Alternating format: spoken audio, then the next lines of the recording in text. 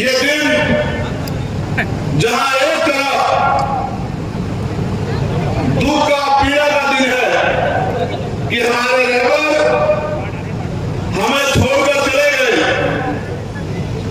और कहने वाले ये भी कहते हैं कि अगर वो 10 साल और जी जाते, शायद इस देश में कमजोर वर्गों के बीच का कोई व्यक्ति प्रधानमंत्री की कुर्सी पर बैठता, किसान का मेरा नौजवान, गरीबों का सच्चा हितैषी, महिलाओं का रक्षक इस देश की सर्वोच्च कुर्सी पर बैठता। लेकिन जब वो चले गए हैं तो रोने चिल्लाने से कुछ नहीं होने वाला।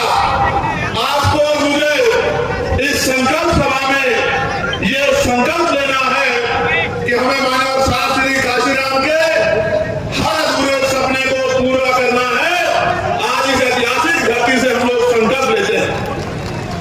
मैं अपनी बात को शुरू करते हुए सभी धर्मों में जन्मे सभी संतों, गुरुओं, महान पुरुषों को नमन करता हूं, और उनमें भी राष्ट्रपिता ज्योतिबा फूले, छत्रपति साहू जी महाराज, डॉक्टर बाबा साहब अम्बेडकर, ईवी रामा नायकर, पेरियार स्वामी, पेरियार ललई यादव, बाबू जगदेव प्रसाद कुशवाहा, जननायक कपूरी ठाकुर, चौधरी चरण सिंह जी, महामना रामसूर वर्मा, संतराम बीए प्रजापति, वीरांगना उदा देव पासी, मां धनकाली बाई, मां अहिल्याबाई होलकर, मान्यवर दीना भाना वाल्मीकि और मान्यवर साहब काशीराम जी को मैं आज ऐतिहासिक दिन नमन पुनः करता हूं। आज इस चुनावी सभा में मुझे आपके बीच आने का मौका मिला है। आप ये जानते हैं कि मैं कोशिश करता हूं कि छुट्टी ना हो, और उसके पीछे एक ही कारण है कि मैं मानता हूं कि अभी काम बहुत बाकी है, और जब तक वो काम पूरा नहीं होता तब तक हम लोगों को रुकना नहीं है। आज जिस तरह का ऐतिहासिक जनसैलाब आप लोगों ने यहां उपस्थित कराकर मेरे हौसलों को, पार्टी के हौसलों को, संगठन के हौसलों को, हमारे नेताओं को और हमारे लोकप्रिय प्रत्याशी भाई जाहिद जी को जिस तरह का मनोबल बढ़ाने का काम आपने किया है, मैं इस क्षेत्र की महान जनता का भी दोनों हाथ जोड़ के बहुत बहुत धन्यवाद करता हूं। आप जानते हैं मैं लगातार भ्रमण करता रहता हूं, और एक खुशी इस बात की है कि जहां दूसरी तरफ हर पार्टी आर्थिक रूप से बड़ी सक्षम है, उनके कार्यकर्ताओं में बड़े बड़े साधन संसाधन हैं, उनके पास मीडिया को देने के लिए तमाम तरह के ऐड हैं, व्यवस्थाएं हैं, वहां दूसरी तरफ मेरे भीम आदमी आजाद समाज पार्टी के गरीब घर से आने वाले कार्यकर्ताओं ने मेरी एक आवाज पे जिस तरह से पिछले 7-8 सालों से मेरी हर एक बात पे पहरा देने का काम किया, उससे मैं आशा उम्मीद करता हूं कि अगर कोई ईमानदारी से काम करता है तो समाज उसका साथ देता है। इसी तरह का प्यार नगीना में भी आपने मुझे दिया। सभी जाति धर्मों के लोगों ने मुझे वोट देकर, और बड़ी बड़ी पार्टियां जिनमें बड़े बड़े नेता हैं, बड़े बड़े साधन हैं, उन बड़ी बड़ी पार्टियों पर भरोसा न करके जिस तरह से नगीना के लोगों ने आशीर्वाद देकर, प्यार देकर मुझे वोट की ताकत से कामयाब बना के भेजा, उसी तरह से जिस तरह की मेहनत मैंने वहां देखी थी, मेरे भीम आर्मी के साथी, हमारे आजाद समाज पार्टी के नेता, उसी तरह के कार्यकर्ता मेहनत यहां इस मीरापुर विधानसभा में भी कर रहे हैं। मेरा विश्वास है जिस दिन चुनाव अनाउंस होगा और वोट पड़ेंगे और परिणाम आएगा, मैं संकल्पित हूं इस मिट्टी के आशीर्वाद से कि मीरापुर विधानसभा हम लोग कम से कम 20,000 वोटों से जीत के जाएंगे। इस बात का मुझे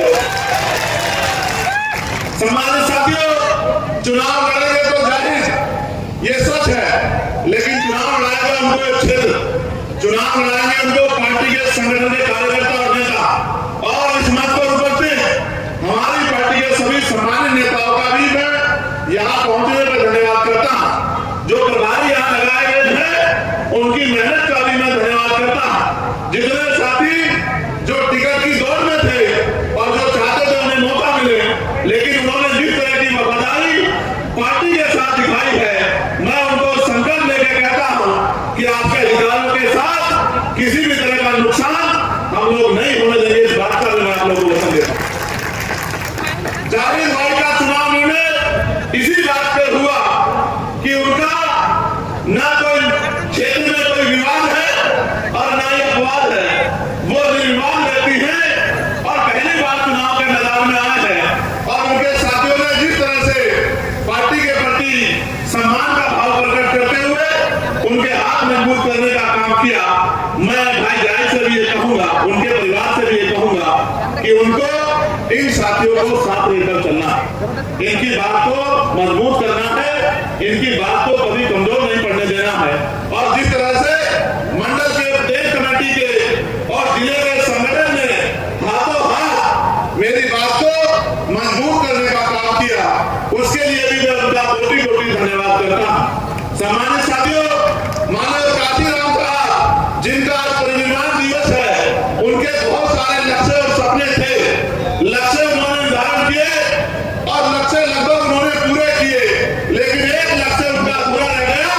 वो लक्ष्य ये था जिसका मैंने सबसे पहले जिक्र किया कि एक दिन ऐसा आएगा कि बाबा साहब अम्बेडकर के बच्चे, इस विचारधारा को मानने वाले लोग देश की सर्वोच्च कुर्सी में बैठेंगे। उनकी औलाद होने के नाते, उनके अनुयायी होने के नाते मेरी आपकी हम सबकी ये जिम्मेदारी रहती है कि हम उनके अधूरे सपने को पूरा करें। करना चाहिए नहीं करना चाहिए बताओ? अगर कोई पिता अपने बच्चों के सामने किसी काम को अधूरा छोड़ के चला जाए तो उनके बच्चों की ये जिम्मेदारी बनती है नहीं बनती है कि उनके अधूरे काम को पूरा करें। मुझे दोनों हाथ उठा के बताओ कि इस काम को पूरा करने में मेरी मदद करोगे नहीं करोगे? तो आप भी मेरी बातों पर गौर करो। आप जानते हैं देश जब आजाद हुआ 15 अगस्त 1947 को, मैं बार बार समझाता हूं और आज फिर आपसे कह रहा हूं और आपकी बात समझ में आएगी। मैं इस बात की भी गारंटी देता हूं। मेरी गारंटी मोदी जी की गारंटी जैसी नहीं है जो कभी पूरी नहीं होती। मेरी गारंटी तो वो गारंटी है जो पूरी भी होगी और जिस दिन पूरी होगी आपको एहसास भी होगा। मैं आपको विश्वास दिलाता हूं, जब आप मेरी बात को यहां से सुन के घर की तरफ लौटेंगे और अगले कुछ समय से पहरा देंगे तो आपको एहसास हो जाएगा कि मैंने आपको किस माध्यम से क्या समझाया। तो जब 14 अगस्त 1947 को देश अंग्रेजों के अधीन था, जिस व्यक्ति की जेब में 100 रुपए थे, 15 अगस्त को आजाद होने के बाद 16 अगस्त 1947 को उसकी जेब में 100 रुपए थे। 14 अगस्त को जिसके पास 1 बीघा जमीन थी, 16 अगस्त को आजादी के बाद भी उसके पास 1 बीघा जमीन ही थी। और 14 अगस्त को जो नौकरी पे नहीं था, आजादी के साथ नौकरी नहीं मिली, 16 तारीख को भी वो बेरोजगार ही था। बदलाव ये हुआ कि हम अंग्रेजों के गुलाम थे। अंग्रेजों ने पावर जो है यहाँ की सरकारों के हाथ में दे दी। अंतरिम सरकार पंडित जवाहरलाल नेहरू जी के नेतृत्व में बनी, लेकिन असली आजादी किसान के मेरे नौजवानों को कब मिली? जब इस देश में 26 जनवरी 1950 को बाबा साहब अम्बेडकर का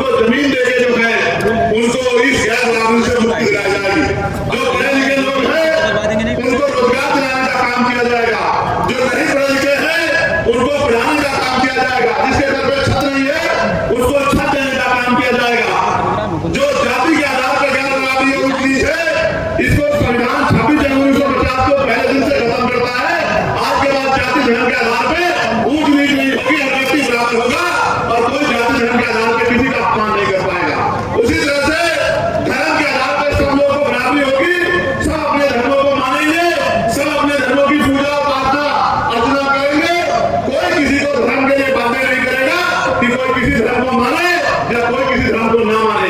ये सारी तरह की बराबरी, यानी कि इंसानों को बराबरी का अधिकार और इज्जत की जिंदगी और अधिकारों के साथ जीने का अधिकार 26 जनवरी 1950 को मिला। और जिम्मेदारी सौंपी गई सरकारों को कि सरकार अंतिम व्यक्ति की पीड़ा को सुनने का काम करेगी।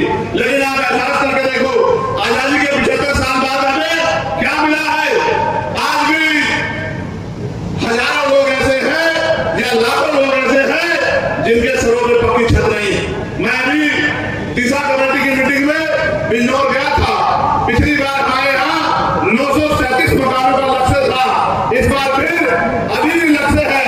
मैंने कहते ही ये कहा कि जिलाधिकारी महोदय, अगर मेरे लोकसभा क्षेत्र में एक भी घर ऐसा होगा जो कच्चा होगा, जिसके सर पर छत नहीं होगी, तो ये बिल्कुल किसी कीमत पर स्वीकार नहीं किया जाएगा। आप डाटा बनाइए, व्यवस्था कीजिए, मुझे प्राइम मिनिस्टर के पास जाना पड़ेगा, किसी और मिनिस्टर के पास जाना पड़ेगा। मैं जाऊंगा और कोशिश करूंगा, जो वोट की ताकत नगीना के लोगों ने मुझे दी है, उस वोट से उनकी पीड़ा को हरने का काम करूंगा। तमाम डिपार्टमेंट के अधिकारी थे, मैंने उनसे भी कहा कि बिजली विभाग के जो कर्मचारी है, ये जो लूट मचा रखी है कि अगर 5,000 का बिल होगा गरीब का, तो उसका कनेक्शन काट दोगे, उसकी कुर्की डाल दोगे, और पूंजीपतियों के लाखों लाखों करोड़ रुपए भाजपा की सरकार ने माफ किए हैं। इनको दिन के आगे कमजोर पड़ जाते हो और गरीबों को पीटने का काम करते हो। किसानों को बिजली का बिल न देने पर उनके कनेक्शन काटने का काम करते हो। मेरी लोकसभा क्षेत्र में अगर कोई कर्मचारी किसी गरीब को एक नियत से कि मुझे उससे कुछ पैसे लूटने हैं, ये लूट खसोट का काम करेगा, तो उसको किसी कीमत पर बर्दाश्त नहीं किया जाएगा। ऐसे कर्मचारियों पर कार्रवाई करने का काम आपको करना पड़ेगा। और उन्होंने मुझे आश्वासन दिया कि सांसद साहब, मैं विश्वास दिलाता हूँ, एक भी घटना ऐसी पाई जाएगी तो उन पर कार्रवाई होगी। ये आपका क्षेत्र है। 75 साल बाद क्या मिला? पढ़े लिखे नौजवान बैठे हैं, बताओ नौकरी मिल रही है? मिल रही है? तो फिर सरकारें किस लिए? पढ़े लिखे हमारे बेटियां परेशान है, हमारे बीएड के बीटीसी के बच्चे परेशान हैं, भर्तियां नहीं आ रही। 69,000 शिक्षक भर्ती में घोटाला हो गया। 20,000 पदों पे आज तक मैंने आंदोलन किया था, 6,800 नौकरियां दिलाने का काम किया था, फिर उसमें रोक लगी, फिर हाईकोर्ट से उसमें ऑर्डर हो गया, फिर सुप्रीम कोर्ट चला गया। ऐसे ही वो बच्चे सड़कों में परेशान घूम रहे हैं। आपके सामने सब कुछ हो रहा है। कोई भर्ती आती पुलिस की, अभी आई थी, भर्ती में घोटाला हो गया, पेपर लीक हो गया, फिर मैंने नाम उठाई, दोबारा लेटर लिखा, फिर उसका पेपर दोबारा हुआ। अब पता लगता है कब उनको नौकरी मिलेगी। आप ये देखो मिल क्या रहा है। यार क्षेत्रीय किसान, ये हमारा गन्ना बाहुल्य बैंक है। गन्ना की फसल के जो है, ना तो दाम किसान तय कर पाता है और ना मिले समय पे पैसा देती है। आपने जिनको एमएलए बना के भेजा है, एमपी बना के भेजा, वो पता नहीं क्या करेंगे।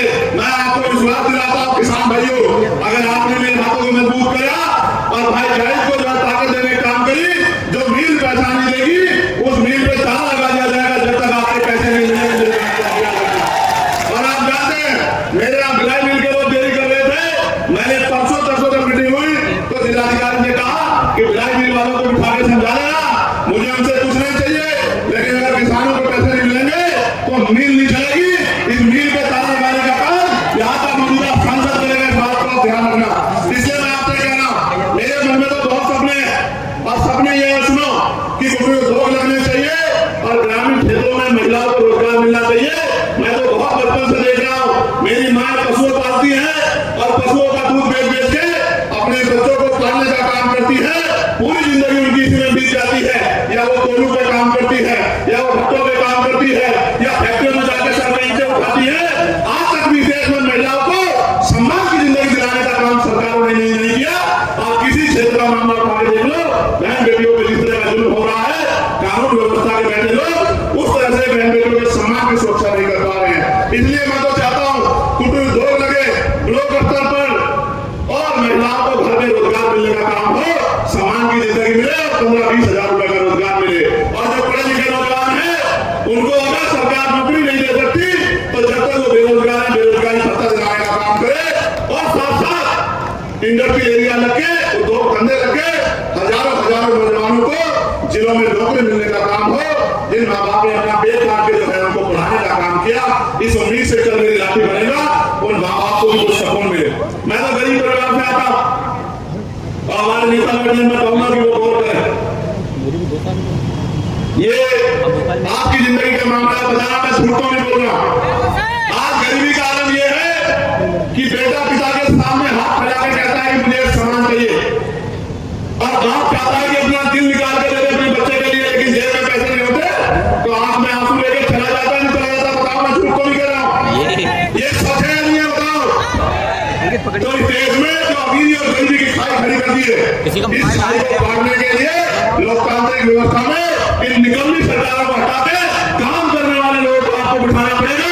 और जिस दिन काम करने वाले लोग आ गए, मैं लिख के देता हूँ कि किसी गरीब का हाथ फैलेगा नहीं, वो गरीब का हाथ इतना सक्षम होगा कि वो किसी दूसरे की मदद कर सके। जो पॉलिसी हमारी मैंने पार्लियामेंट में उठाई, आपने सुना नहीं होगा, और मैं आपको कहता हूँ, बताना किसने पॉलिसी दी है क्या, कि एजुकेशन पॉलिसी ऐसी होनी चाहिए कि चाहे प्राइम मिनिस्टर का बेटा हो, या राष्ट्रपति का, या मुख्यमंत्री का, या केंद्रीय मंत्री का, या स्टेट मिनिस्टरों का, या डीएम का, एसएसपी का, सीओ का, दरोगा जी का, या गांव के सरपंच का, जिला पंचायत का, या आम मजदूर किसान का बेटा, सबकी पढ़ाई सरकारी स्कूल में होनी चाहिए। होनी चाहिए, बताओ क्यों होनी चाहिए? सुनो, अमीर को पढ़ा देंगे प्राइवेट में, गरीब कहां पढ़ाएगा? कहां पढ़ाएगा? सरकारी में। और सरकारी में मास्टर कहां है? और पढ़ाई कहां गई है सरकारी में? आप बताओ। और अगर सरकारी में पढ़ाई लाने है तो फिर जिला अधिकारी के बेटे को पढ़ाओ, एसएसपी के बेटे को पढ़ाओ, मंत्री के बेटे को पढ़ाओ, विधायक के बेटे को पढ़ाओ, क्योंकि कानून को बनाते हैं, कानून को लागू कराते हैं। जब उनके बच्चों को अच्छी पढ़ाई मिलने की बारी आएगी तो गरीब किसान मजदूर के बच्चे को भी अच्छी पढ़ाई मिलेगी, और जो जेब कटाई होती है इस नाम पर प्राइवेट स्कूलों में, वो जेब कटाई बंद हो जाएगी। मैंने कहा पार्लियामेंट में कि हेल्थ पॉलिसी ऐसी होनी चाहिए कि गरीब को भी बेहतर से बेहतर इलाज मिलेगा। कैसे? अमीर को प्राइवेट में चला जाएगा, गरीब कहां जाएगा? बताओ कहां जाएगा? तो मैंने कहा कि सरकारी अस्पताल में सुविधा तब आएगी, डॉक्टर तब मिलेगा, मशीनें तब होंगी, टेस्ट तब होंगे, दवाइयां तब मिलेंगी जब जिलाधिकारी का बेटा, उप जिलाधिकारी का बेटा, बीडीओ का बेटा, सीडीओ का बेटा, जब विधायक का बेटा, मंत्री का बेटा, और खुद बीमार होने पे ये सब लोग, उनके परिवार के लोग, और मुख्यमंत्री हो, उप मुख्यमंत्री हो, या मिनिस्टर हो, या प्रमुख सचिव हो, या डीजीपी हो, जितने भी अधिकारी कर्मचारी हैं, जितने नेता संवैधानिक पदों पर या सरकारी मान्यता लेते हैं, गांव के सरपंच से लेके और राष्ट्र तक सबका इलाज सरकारी अस्पताल में होना चाहिए। जब एक बेड पे किसान लेटा होगा और दूसरे बेड पे जिले के जिलाधिकारी लेटे होंगे, या एसएसपी लेटे होंगे, बताओ अच्छा इलाज होगा नहीं होगा? बताओ होगा नहीं होगा? बताओ। और आज जो प्राइवेट में जाकर जेब कटाई होती है, कम होगी नहीं होगी? आपके जीवन में बदलाव होगा नहीं होगा? तो मैं तो कोशिश करता कि ऐसी पॉलिसियां बने। मैंने एक मांग उठाई थी 29 जुलाई को, आप ऑन रिकॉर्ड पढ़ लेना कि पार्लियामेंट में जाने के बाद हमने क्या प्रयास किए हैं। मैंने मांग उठाई थी कि न्यूनतम वेतन 700 रुपए होना चाहिए, 300-400 रुपए की मजदूरी में गरीब अपने बच्चों का पेट नहीं पाल सकता, महंगाई इतनी बढ़ गई है। तो सरकार को न्यूनतम मजदूरी जो है अभी 10-12 दिन पहले वो बढ़ाकर 783 रुपए करनी पड़ी, और अक्टूबर के 1 दिन माह से 1 तारीख से वो लागू हुई। ये किया हमने पार्लियामेंट में जाके। और साथ साथ ये जो हमारे पुलिस के भाई हैं उत्तर प्रदेश के, इनको 12 घंटे, 14 घंटे, 16 घंटे ड्यूटी करनी पड़ती है। मैंने इनके लिए मांग उठाई कि इनको 8 घंटे की जो है ड्यूटी होनी चाहिए, और सप्ताह में 1 दिन इनको छुट्टी होनी चाहिए, और बोर्डर स्कीम से इनको जो है बाहर करना चाहिए। इनकी वेतन विषमता दूर होनी चाहिए इनको भी, क्योंकि ये भी जनता की सेवा के लिए है, तो इनकी परेशानियों को भी सरकारों को सुनना चाहिए। मैंने होमगार्ड के भाइयों का वेतन बढ़ाने की मांग उठाई। मैंने आशा आंगनबाड़ी भोजन माता जो है, जिनको 2-4 हजार रुपए मिलते हैं, उनका वेतन 21,000 रुपए मिनिमम होना चाहिए, इस बात की मांग भी मैंने उठाई। और जो ग्राम में सेवक हैं, इनको ग्राम रोजगार सेवक कहते हैं। मेरा इनका एक पत्र भी मेरे पास आया है, इनको ग्राम प्रहरी